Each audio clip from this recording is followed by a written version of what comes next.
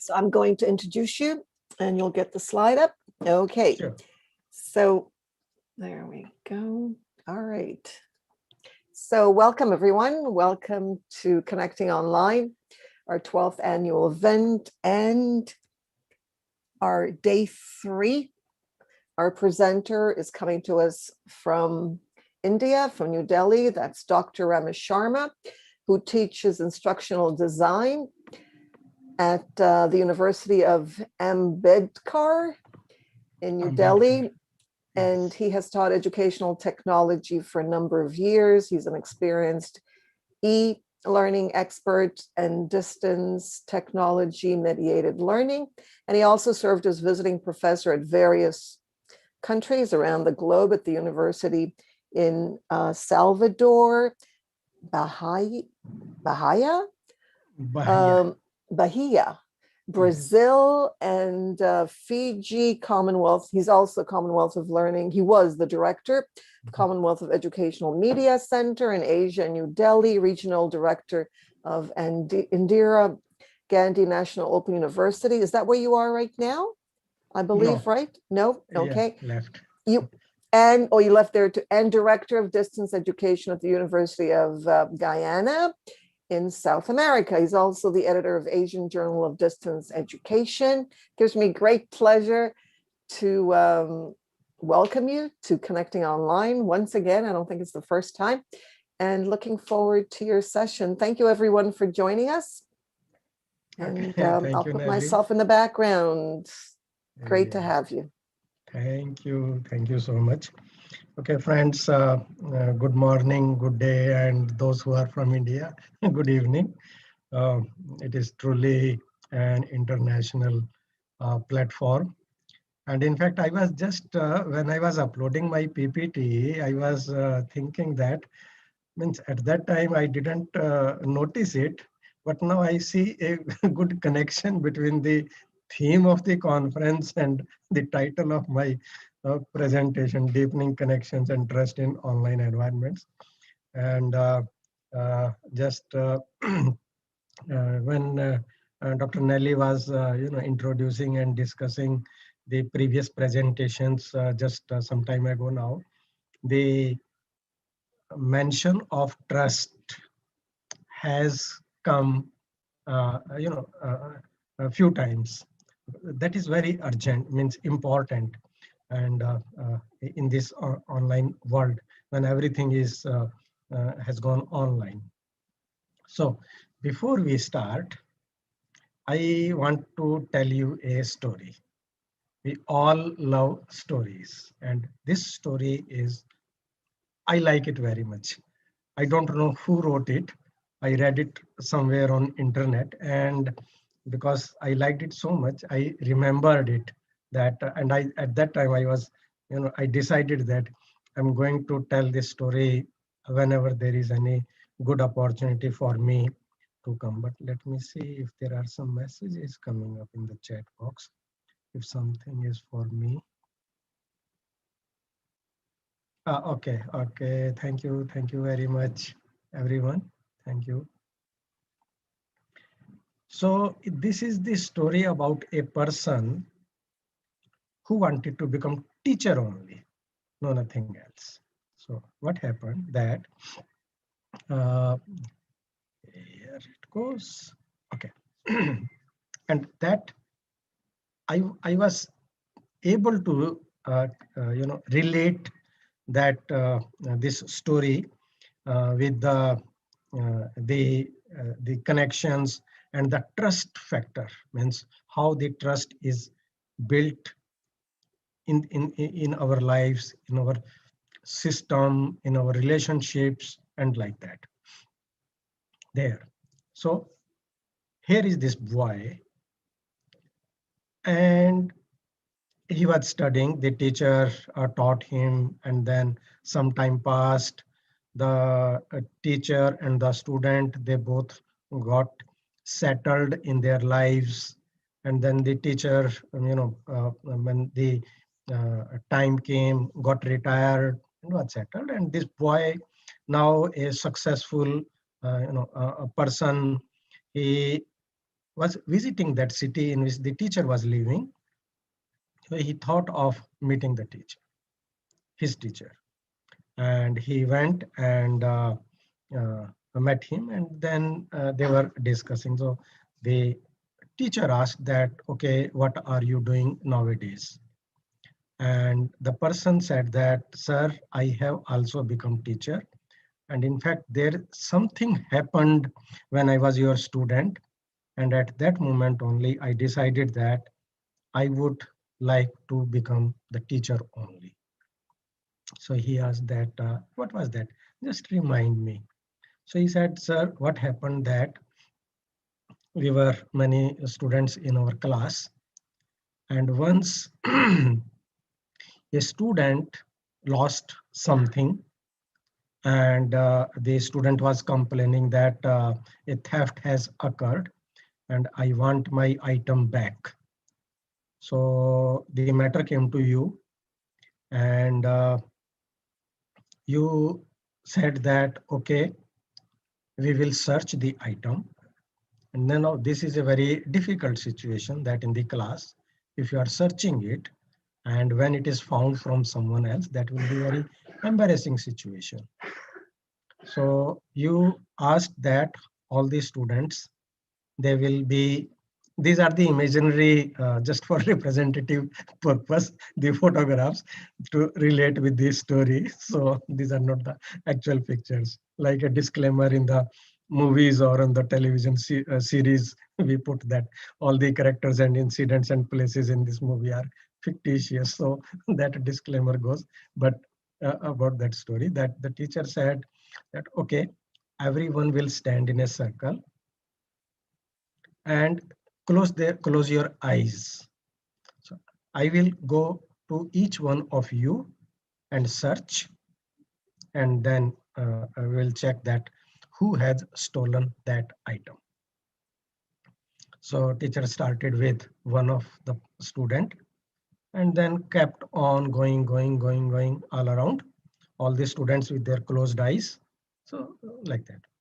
And when the teacher's circle was completed, the teacher announced that, okay, I have found the item, and now you all can go back to your seats. And the item was returned to uh, the student to whom it was belonging to. And means that's all. Is so then this student says that, sir, on that day, had you mentioned that from the pocket of which student it has retrieved, then it would have been very embarrassed, because I was that person.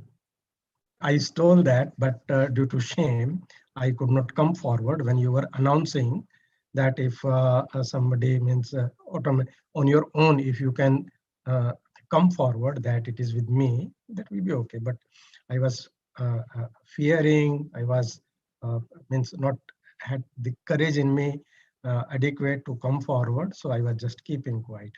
But you searched in my pocket, and even you didn't tell my name. And at that time, I decided that, wow, a teacher has to be like this. And I thought that I will also become the teacher. So now, see the best part, it is yet to come. And that, I like this, the ending part when this teacher now, what he said that, oh, okay, actually at that time, I also did not know that who it was, because when you all were standing there with your eyes closed, I was also searching all of you with my eyes closed. So I was also not knowing that from the pocket of which of you the item has been retrieved, like that. And that shows you, the high values, the morals of the teacher, and the kind of connect, the trust that episode built between the disciple and the teacher. And I worth appreciating. And that time I thought that when there is some opportunity, it comes, I like to share this story with all of you. Let me see. There is something in the chat message. Yes, Mukgola, this is the sign of a great teacher. Yes, and I also, when I was reading it, I was also not, aware that the ending will be like so beautiful when the teacher said that I also closed my eyes. I do not know. You have told me now, but at that time I was also not aware that who that student is. So, do you use the circle online? Uh, means I could not understand, Nicole, what is meaning of that. But okay, let us move ahead with this. That the point I was wanted to make there about is the building trust and connections in online communications. So for that, let's have a brief look at the world of online learning. Now, this is a report by Technaview, and they have been monitoring the online education market for quite some time, and they bring out various reports. And the latest report, it indicates that the online education market is poised to grow by around 250 billion US dollars, maybe next, now it is 2021, by up to 2024. And the progressing at the CAGR, the cumulative annual growth rate of over 18% during this forecasting period. And this company, it suggests three forecast scenarios related to online education market: the optimistic, probable, and pessimistic, considering the impact of COVID-19. So the market is fragmented, and the degree of fragmentation will accelerate during the forecast period. Here they say, because various the online education market industries or the companies or the organizations like Coursera, edX, iTutor, LinkedIn, McGraw-Hill Education, Pearson, Udacity, Udemy, etc. They are some of the major market players. So now the Udemy, the report, they also have indicated a surge in global online education in response to this COVID, because the people around the world are learning how to work from home and stay productive as the future of work thrives. Their 2020 report, it analyzes global trends on the platform, showing how people are turning online to upskill, stay busy, and increase the productivity. And as the remote working becomes the new normal, they have indicated that what is going to be as the global demand, the following things they are going to increase. So for example, they are saying that there may be 425% increase in enrollment for the consumers, around 55% increase in the course creation by instructors, and an estimation of 80% increase in the usage from business houses and governments. And this, the surge in online education, online learning, as because the people, they are looking for the ways to be productive while staying at home, and the strong global growth in top ranking professional skills like neural networks, around 60% increase, communication skills, more than 130% increase, global mindset, more than 200% increase, passion topics like pilots, technical drawings, or etc. They have also surged a lot. You can see the various things where on what topics in which country, how they are thinking. Like in India, communication skills, financial analysis; in Italy, guitar, copywriting, Photoshop; Spain, piano, Excel; investing, Brazil, Instagram marketing, video editing, drawing. these are the various areas which have captured the market. And this demand also correlates with shelter in place orders around the world. For example, this report, it shows that uh, means in India, the increase is around 200%.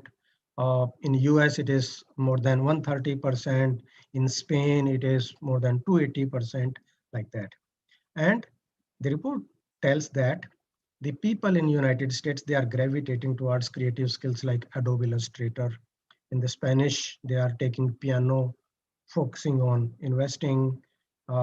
People in India are learning business fundamentals or communication skills, which is, according to the report, had seen a rise of around 600%, like that. So this situation, it has translated into increased reliance on online learning as these companies, they shift to remote work and move away from travel and in-person events and trainings. And there has been an uh, immense surge in enrollments in courses related to telecommuting, virtual teams, decision makings, stress management, etc. And it has been noted that there is also an increase in course creation as experts globally are looking to share their knowledge as well as supplement their income through online teaching. So the category with the highest surge in the new courses, they include, say, like office productivity, health and fitness, IT and software, and personal development. So these are some of the things which are fast catching up. Now, it has this impact on global education also. It has, the World Economic Forum report says that this COVID-19 pandemic, it has changed the education forever. And the results, that due to it, the schools all around the world, they were closed. And it is an estimate around 1.2 billion children are out of the classroom. And as a result, education has changed dramatically with distinct rise of e-learning, whereby teaching is undertaken remotely and on digital platforms. In fact, me and Dr. Aras Bhojkut, we are the editor of Asian Journal of Distance Education. In our previous editorial, we discussed that thing also, that what we call is as the emergency remote teaching and learning, how it is being impacted, and how the people, they are confusing the online teaching or distance learning with the emergency remote teaching, which are completely the separate things from there. And the further, the research, it also suggests that the online learning has been shown to increase the retention of information, takes less time, meaning the changes the coronavirus has caused, it might be here to stay.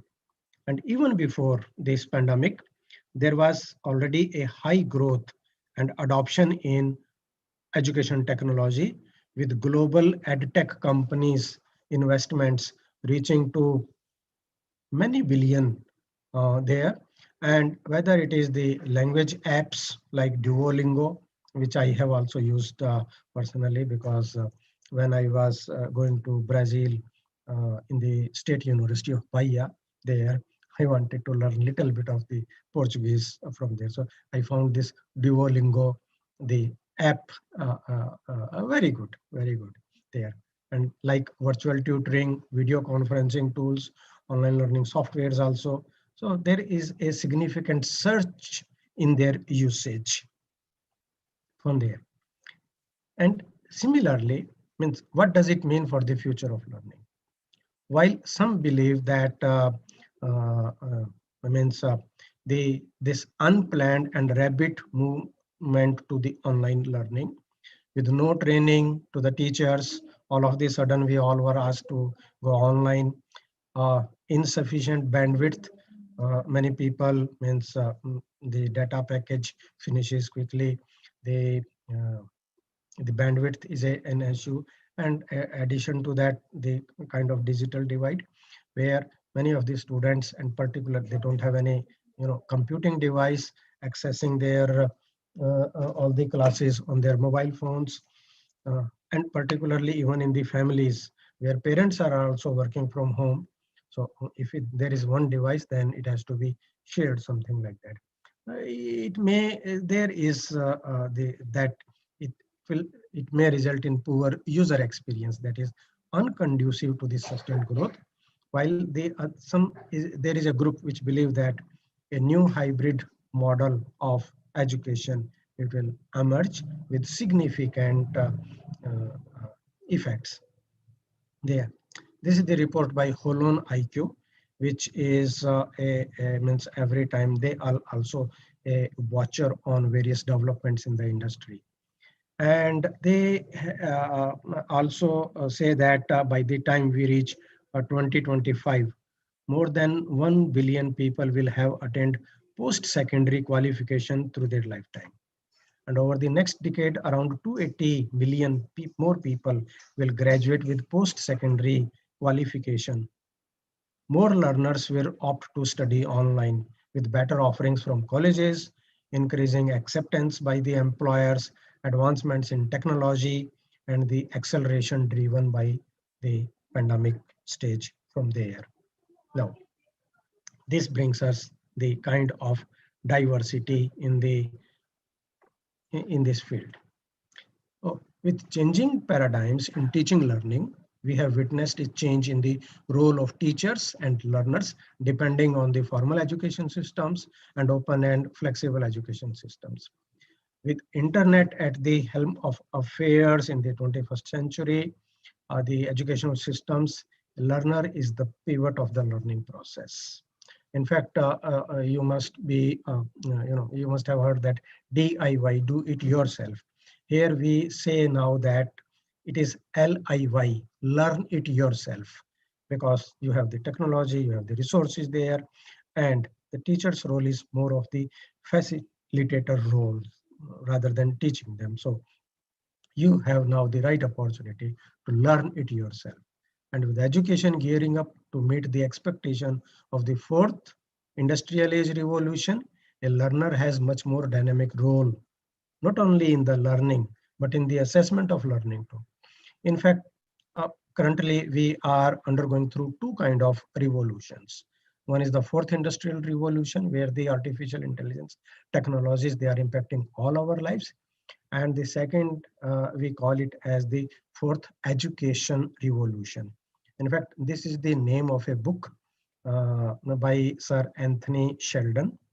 You can make a Google search on fourth educational revolution, where he also has spoken about the impact of AI and how the factor of humanizing the education can be taken care of and made it certain from there. So making provisions for reflective exercises, collaborative projects, semantic mapping, or portfolio development, these can be easily promoted through online technology in creating collaborative, socially inclusive instructional interventions.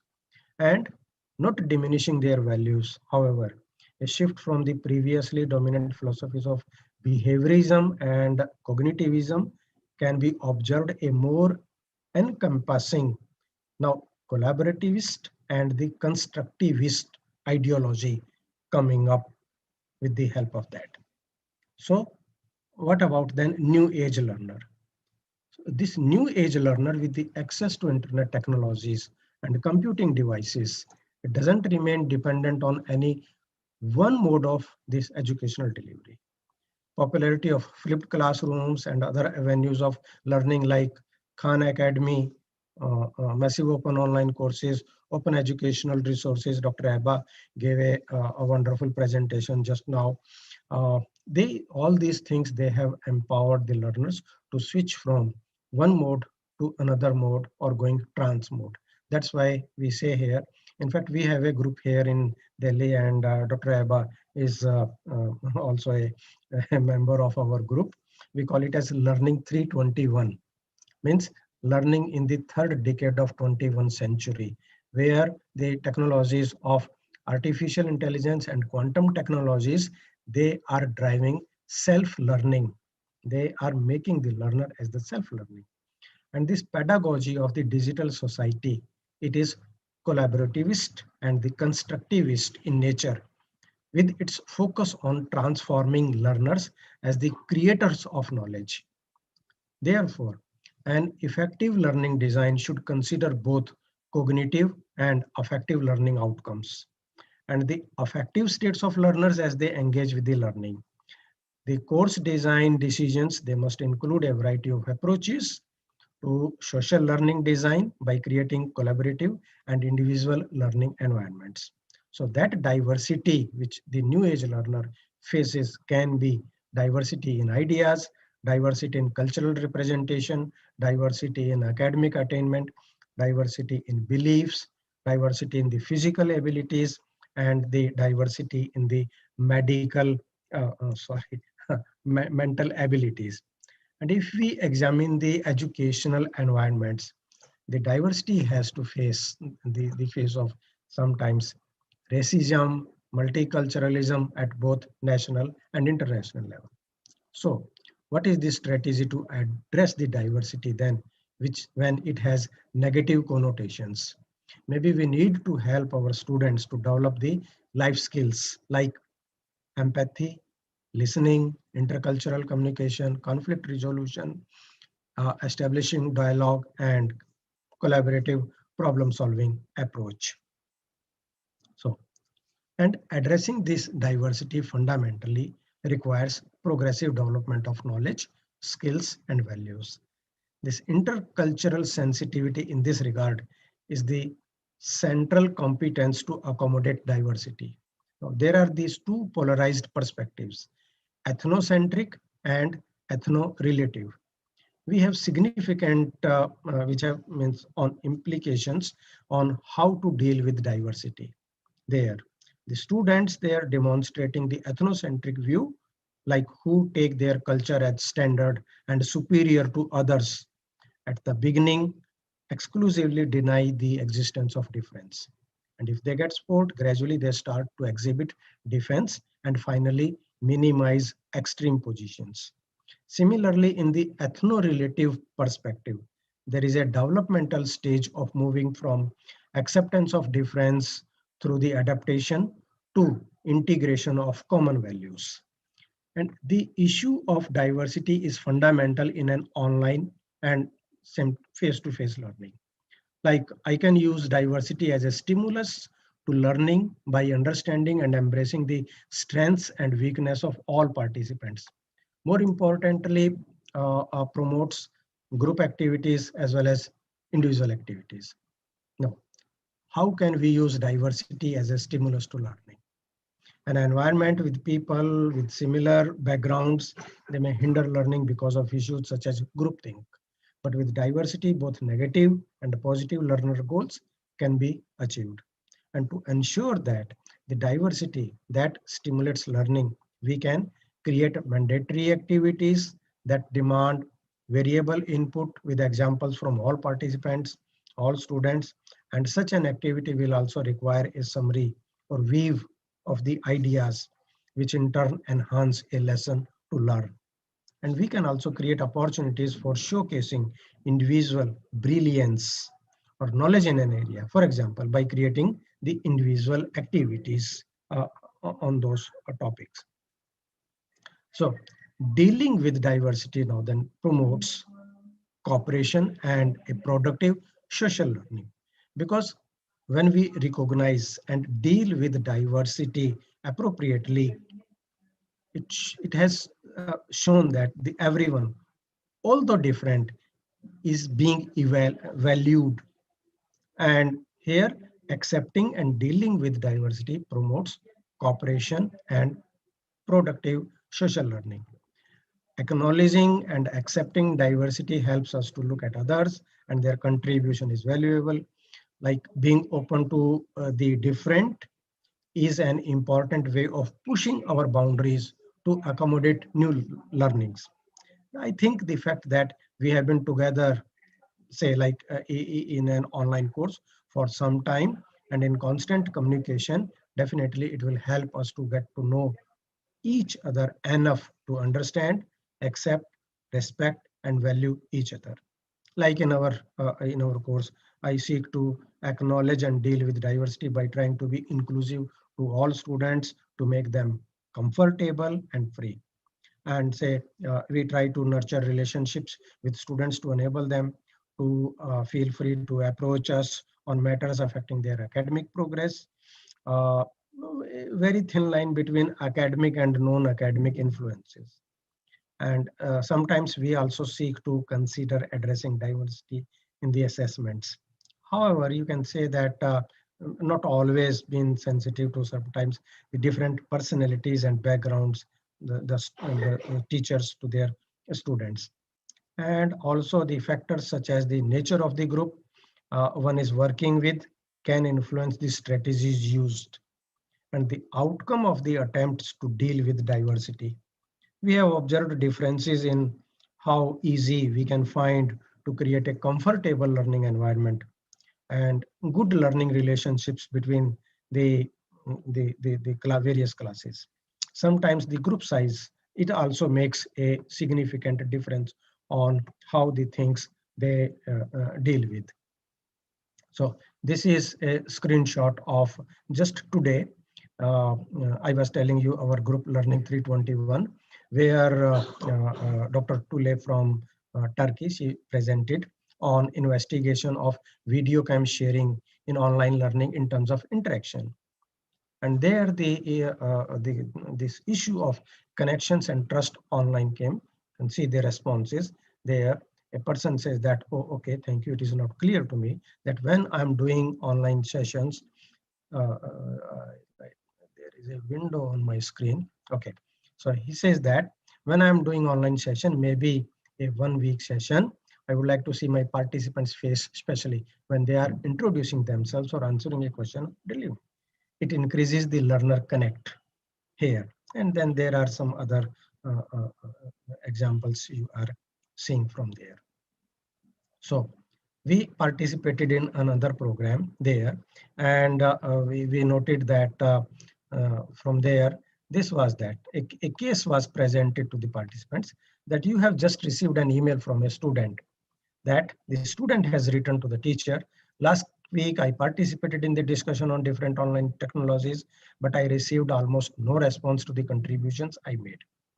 I felt like the other participants and the facilitator were talking over me and only with each other. I know I possibly know the least about the topic, but really I hate feeling excluded. And I'm wondering if I want to continue with the course. So like that. So how would you respond?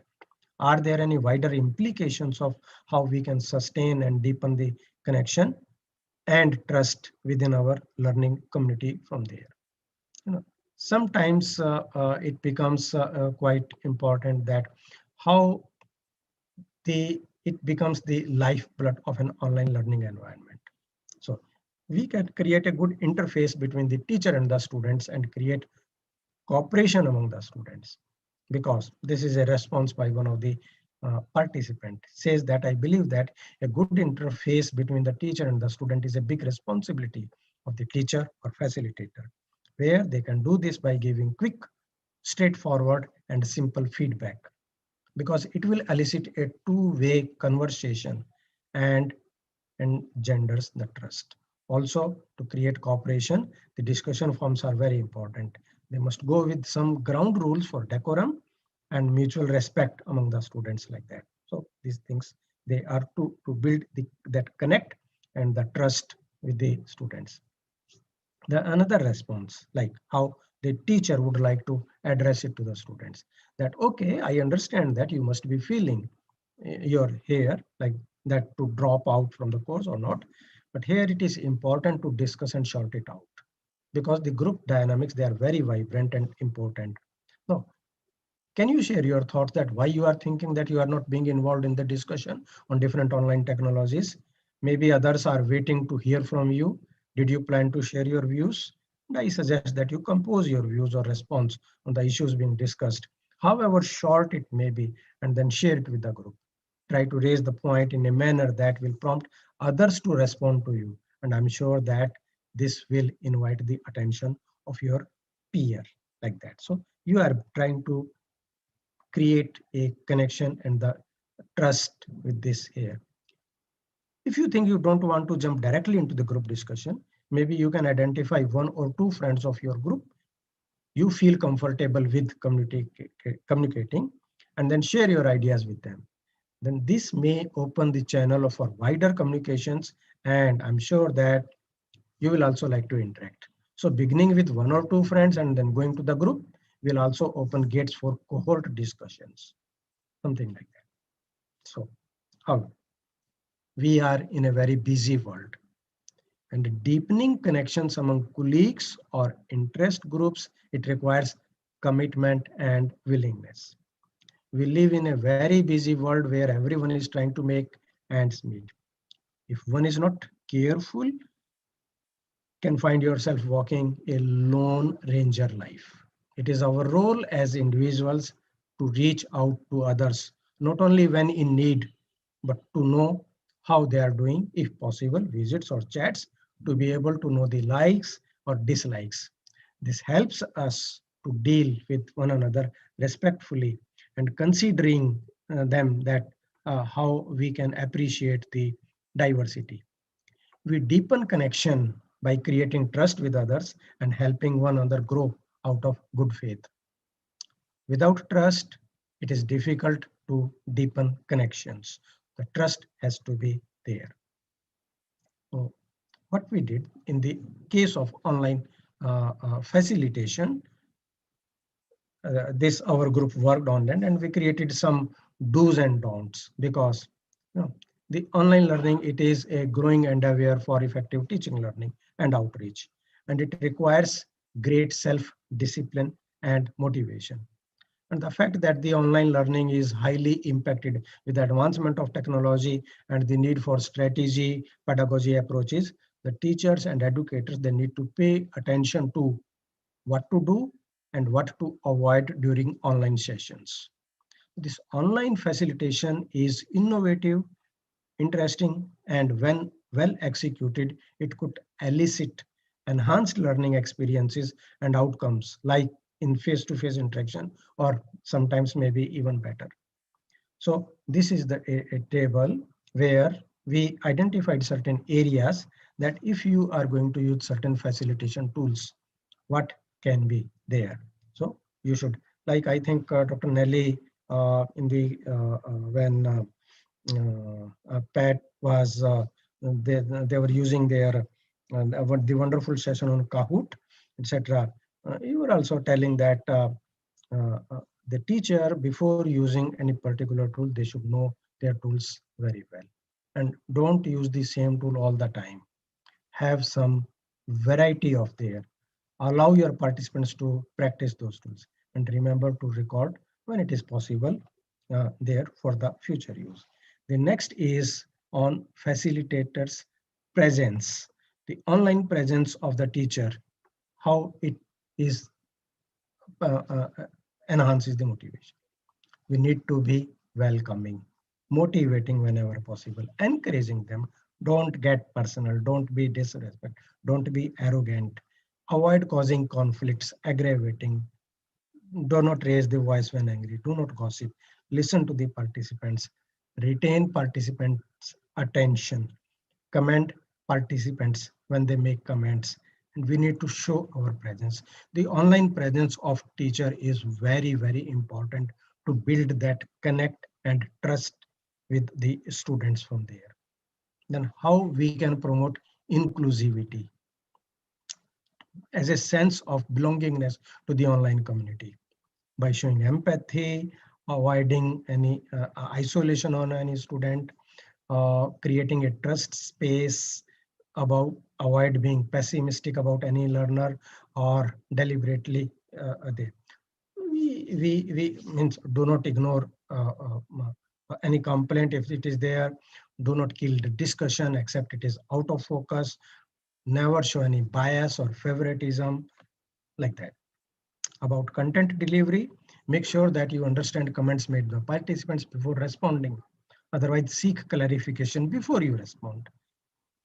Make the topics interesting during delivery. Engage them, but do not ignore any complaint, or we should not try to be knowing it all, giving the participants an opportunity to express themselves like that. And don't bore with irrelevant story. I hope my story was relevant to our topic. Related to communications, need to communicate in a simple and clear language. Be a good listener. Do not talk while others are talking. And like that, don't write long emails.